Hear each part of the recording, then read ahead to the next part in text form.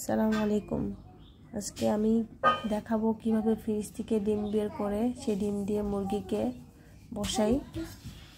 তো ফ্রিজ থেকে যখন ডিম বের করবে এভাবে ডিম ঘামতে থাকে, ভেজা থাকে ডিম। এভাবে ভেজা ডিম, ঠান্ডা ডিম মুরগিকে দেওয়া যাবে না, এটা ভালো মতো মুছে নিতে হবে।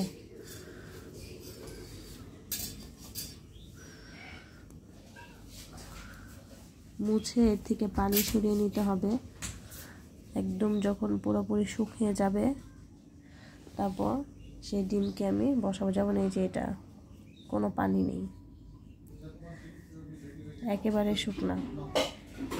এমন যখন শুকনা হবে তখন সেই ডিম দিয়ে মুরগিকে বসানো যাবে।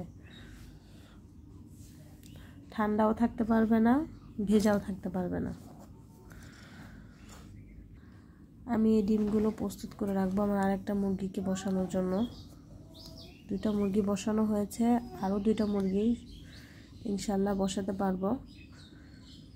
তো এগুলো রেডি করে রাখছি মুছে, যেন ওই মুরগিগুলো যদি দেখি বসে থাকে তাহলে ওদেরকেও বসিয়ে দিব ডিম দিয়ে।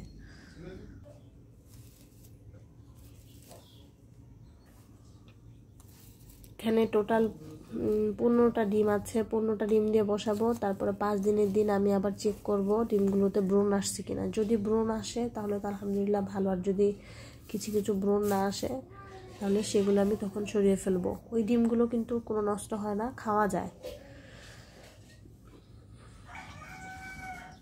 আমার এই ডিমগুলো আছে, এগুলোও বসাবো। আপাতত এখানে রেখে দিচ্ছি, একটু হোক, ঠান্ডাটা কাটুক। তারপর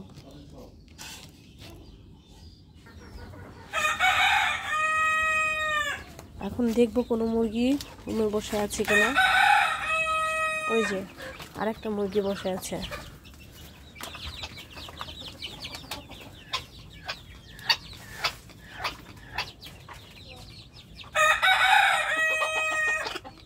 এর শরীরে তো পছন্দ নেই, তাপ দিবি কি দিয়ে?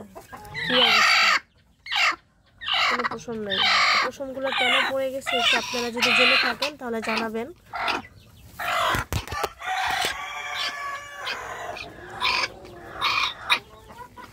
ঠিক মতো তাপ দিতে পারবে কিনা আল্লাহ পাকি জানে।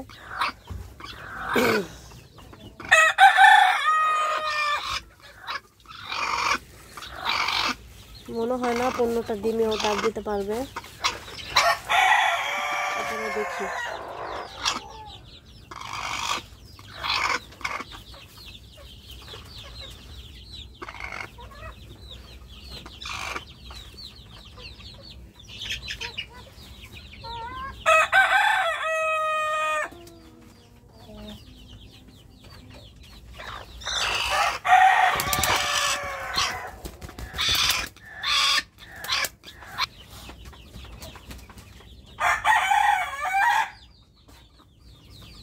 যে নকল ডিম দিয়ে রেখেছি, এটা দেখে দেখে মুরগিরা বসে এখানে।